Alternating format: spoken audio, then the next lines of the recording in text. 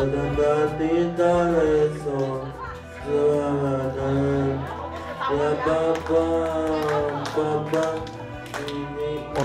tua yang memiliki anak-anak seperti saya punya anak Harmoni ini, bahwa kita ini bukan orang tua yang biasa. Kita ini orang tua yang panggilan khusus. Tuhan pasti kasih hati yang khusus. Dan saya lebih percaya lagi pasti ada berkat-berkat khusus. Karena anak-anak ini Tuhan pasti sediakan segala fasilitasnya khusus.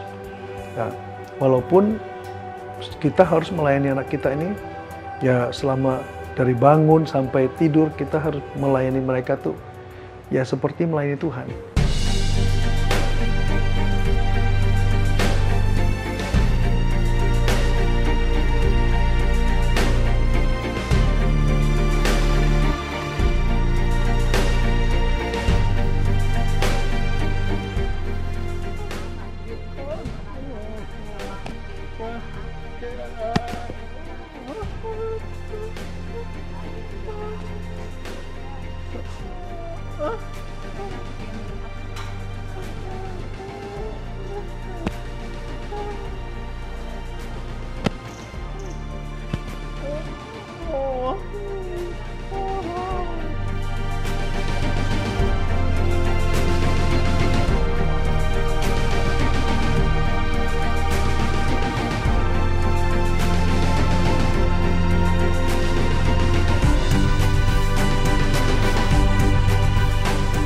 Setiap kita butuh figur, tapi figur ini bukan cuma sekedar oke, saya mengidolakan artis yang ternama, saya mengidolakan orang sukses, bagus nggak? Bagus, berhak gitu, boleh, siapapun boleh.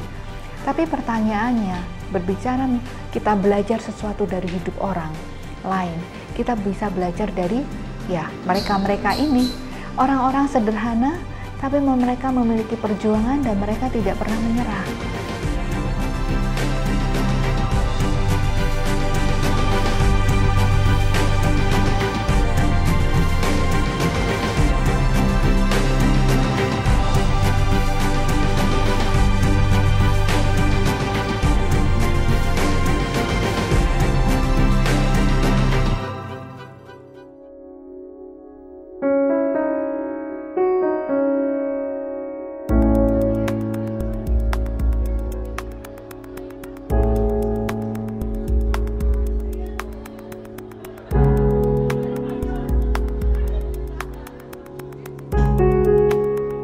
Jadi Precious Family itu bermula dari sebuah kebutuhan atau kerinduan ketika saya melihat anak berkebutuhan khusus, dan ketika saya bertemu dengan mereka, saya bergaul dengan keluarganya, dan ternyata ada satu kondisi di mana hidup para keluarga yang memiliki anak berkebutuhan khusus ini seperti tidak ada harapan, tidak ada pegangan di dalam hidup mereka.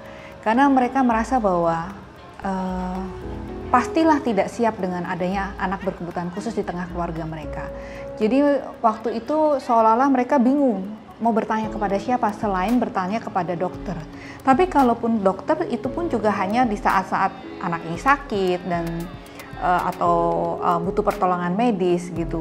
Kepada tujuan untuk memperoleh hadiah dalam Kristus Yesus. Berbalik. Karena waktu itu saya pernah ngalamin satu kondisi di mana saya sakit. Saya tidak bisa apa-apa, dan di situ saya merasa bahwa ketika saya memiliki anggota tubuh lengkap dan saya tidak bisa melakukan kegiatan seperti pada umumnya, saya merasa hidup saya tidak berguna. Saya merasa hidup saya tidak berarti. Jadi akhirnya itulah yang mendorong hati saya bahwa saya harus mulai terjun ke dunia orang disabilitas. Karena situasi saat itu membuat saya merasa bahwa ternyata nggak enak gitu menjadi orang yang memiliki anggota tubuh tapi tidak bisa berfungsi ya. Waktu itu hepatitis A. Sebenarnya hepatitis A kalau secara medis itu aman, tidak apa-apa gitu. Tapi masalahnya SGOT, SGPT saya itu mencapai angka ribuan. Jadi cukup besar, bukan cukup lagi besar banget, karena angka normal itu di bawah 100. Nah, jadi akhirnya saya harus istirahat cukup lama untuk melihat menormalkan lagi kondisi saya.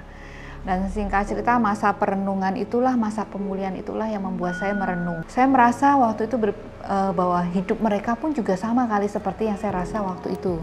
Telinga nempel, tangan nempel, kaki nempel, tapi tidak bisa berfungsi. Nah, jadi akhirnya saya berjanji ketika saya sembuh saya ingin berteman, bergaul, menyelami dunia hidup mereka lebih dalam. Go for Jesus! Go for Jesus! Nah, Precious Family sendiri karena sifatnya ingin membangun komunitas yang positif buat orang tua dan anak, jadi kegiatannya sharing pasti. Yang sharing ini bisa dari orang tua sesama orang tua yang bercerita tentang perubahan anak mereka. Meskipun perubahannya mungkin buat kita kecil. Ketika anak itu mungkin tidak bisa bertepuk tangan, tapi saat ini dia bisa tepuk tangan hanya dengan satu tangan dengan meja, buat kita itu sebuah progres yang bagus. Atau juga ya sharing bisa tentang bagaimana Tuhan menolong hidup mereka, pertolongan-pertolongan, dan boleh dikata kalau kita bilang mujizat ya, seperti mujizat. Tapi jadi mujizat itu bukan cuma sekedar buta melihat, terus tuli mendengar, tapi mujizat adalah ketika mereka bisa mensyukuri semua hal yang terjadi dalam hidup mereka. Itu adalah mujizat buat kami.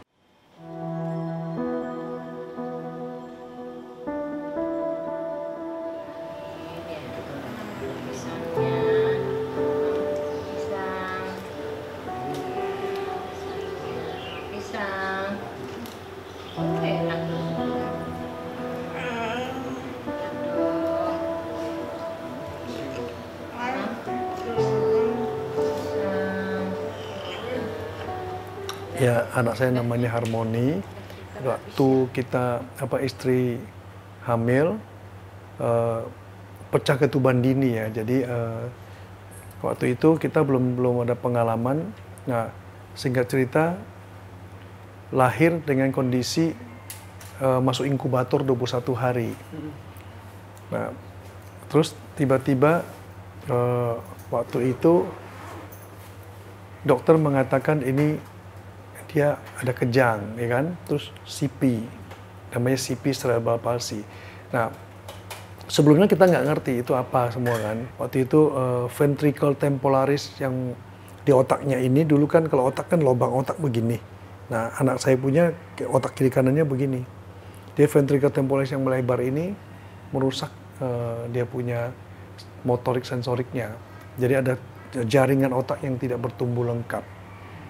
Nah, sehingga waktu kami cari tahu, sampailah kita pada satu titik terapis ya, tempat terapis itu mengatakan anak ini siap-siap bahwa dia mungkin tidak bisa pulih, paling juga nggak bisa mandiri bahasanya ya.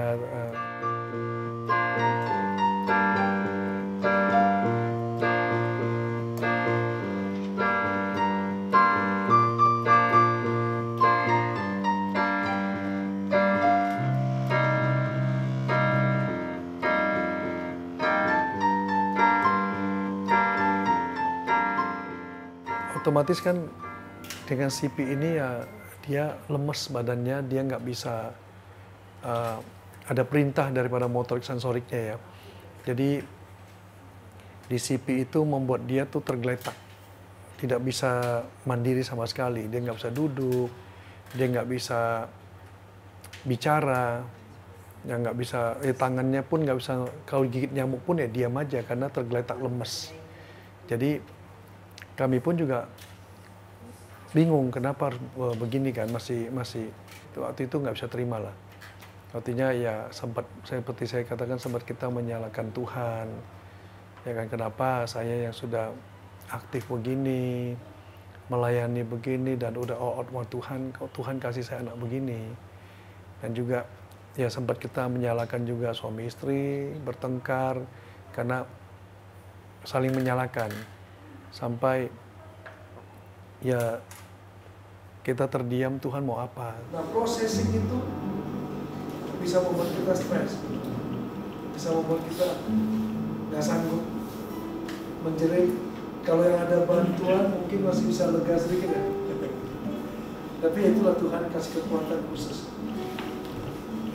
Ya, Tuhan tetapkan dari semula kita ciptakan dengan kekhususannya. Kita percaya semua itu baik.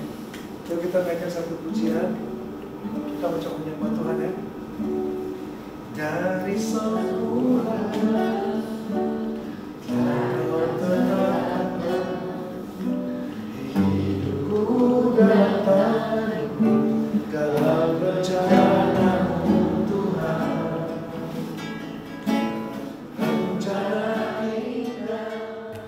Dulu saya di worship leader, itu mimpin pujian, mimpin nyanyi di gereja dari tahun 90-an ya, 92-an, 93 gitulah. Nah, itu aktif di sana, hampir saya 7 hari lah istilahnya di sana tuh, 1 minggu 7 hari itu ada di gereja, dan juga memang penuh ya, pelayanan full banget di sana saya melayani. Jadi dulu saya suka sekali dengan memimpin pujian itu dengan lagu-lagu peperangan. Ya peperangan itu saya suka menjerit ya kan, Yesus dahsyat, itu Tuhan dahsyat, lagu saya perang terus. Kalau orang murdin lagi, wah perang lagi nih gitu kan. Jadi tiba-tiba dengan anak saya CP begini, satu kali saya mimpin. Ketika saya mimpin, saya juga lagu perang, lagu peperangan. Nah dulu kan misalnya, bangkit ya, serukan nama Yesus. Nah saya suka, yes, Yesus dahsyat gitu kan. Nah ketika saya ngomong Yesus dahsyat, tiba-tiba ada suara berbalik. Mana buktinya? Mana dahsyatnya? Buktinya anakmu begini. Nah itu tiba-tiba, boom, saya kayak ada yang kayak blank gitu semua. Terus saya nggak bisa ngomong lagi apa-apa, nggak bisa berkata-kata. Terus kayaknya kok mau ngapain lagi nih, lanjutin lagunya pun blank, jadi ngomongnya pun sudah, nyanyinya jadi nggak ada power. Itu akhirnya saya minta cuti sama penatua saya minta cuti, saya nggak bisa melayani begini. Saya diam, waktu itu saya cari Tuhan saya nggak bisa nih begini, saya nggak sanggup melayani Tuhan begini. Di mana Tuhan? Di mana kuasa-Mu? Tuhan Yesus, mana Engkau? Kita bukan sekedar kumpulan, bahwa anak saya ini, saya juga semakin mengerti anak-anak seperti Moni ini bukan jadi satu beban. Bahkan Moni ini menjadi satu berkat ya. Karena dia kebutuhan khusus, saya justru merasa ada satu kekhususan sebagai orang tua. Terpilih untuk memiliki anak-anak begini. Pertama kali saya ketemu Ratna, waktu itu namanya Precious One, ya, P1 kita sebutnya. Nah, Ratna membentuk satu komunitas Precious One ini. Nah, dia undanglah kami untuk ikut. Waktu itu kami malas-malas ya ikutnya ya, karena singkat cerita kita ikut sekali. Saya dengar kesaksian satu ibu yang anaknya juga tidurnya 5 hari sekali. Wah, saya masih cuma sehari sekali. Anak saya nggak tidur, kadang 2 hari lah. Anak dia 5 hari nggak tidur. Di situ saya kaget.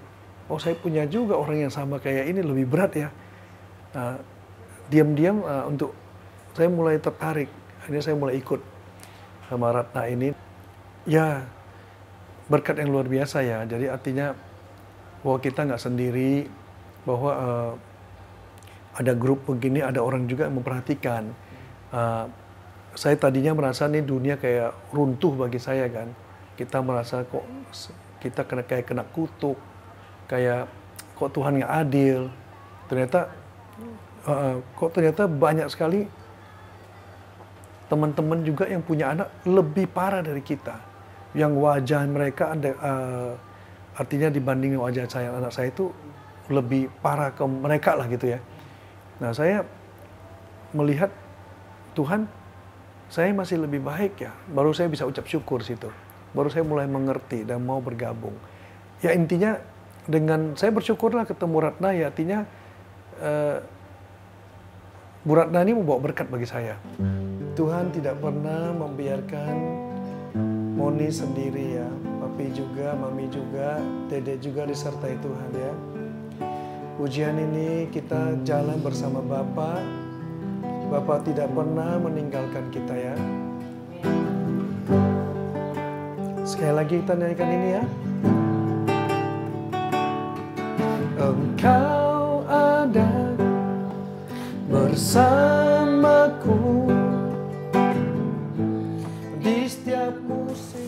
Kalau untuk saat ini kan karena Moni sudah makin besar ya, sekarang 21 tahun, 1996, tanggal 16 Oktober ini, 16 Oktober 96. Kesulitannya sih kalau untuk sekarang ini karena dia semakin besar ya, tubuhnya kan juga semakin tumbuh ya, itu saya kesulitannya tuh untuk ngangkat dia gitu loh.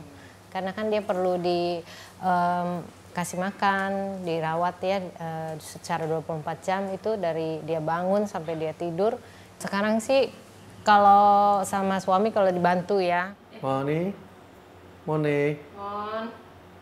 Hai. Sebentar lagi kamu ulang tahun loh. Ya. Moni mau mama apa? Mau kemana? Ya? Berapa? Umur 21 ya.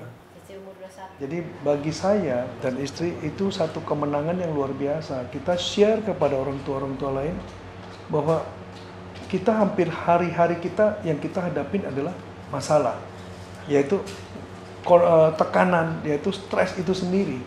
Jadi mainan kita, ya sampai kita nggak ngerti itu apa kata stres itu apa. Disitulah yang kita merasakan itu ada kemenangan. Kita kuat berdiri di atas satu kesulitan, satu tekanan. Nah, di sini yang saya mau katakan, saya mau tambahkan tadi itu untuk orang tua tuh, ayo. Untuk orang tua yang punya anak begini, hadapin dengan sukacita dan senyum, sayang, kasih kepada anak kita. Kita yang berkemenangan.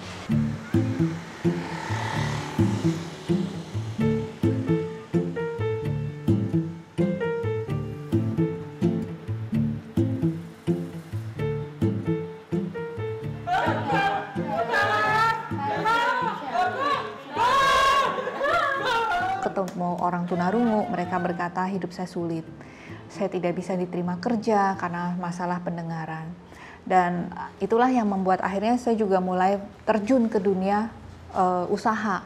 Walaupun sebenarnya waktu itu nggak pernah terpikirkan sama sekali. Ya pertamanya boleh kata cuma iseng. Iseng karena ini ada satu orang tunarungu yang saya coba latih. Dan ternyata ketika saya latih bikin produk juga cuma 2. Kartu dan jepit rambut, dan ternyata dari 2 produk ini ketika saya coba tawarkan ke teman-teman, responnya positif. Lalu anak ini saya kasih uang dari hasil penjualan produk itu, dan ternyata anak ini senang. Yang dulunya mungkin nganggur di rumah, akhirnya berjalannya waktu itulah yang membuat Presiswan sampai hari ini.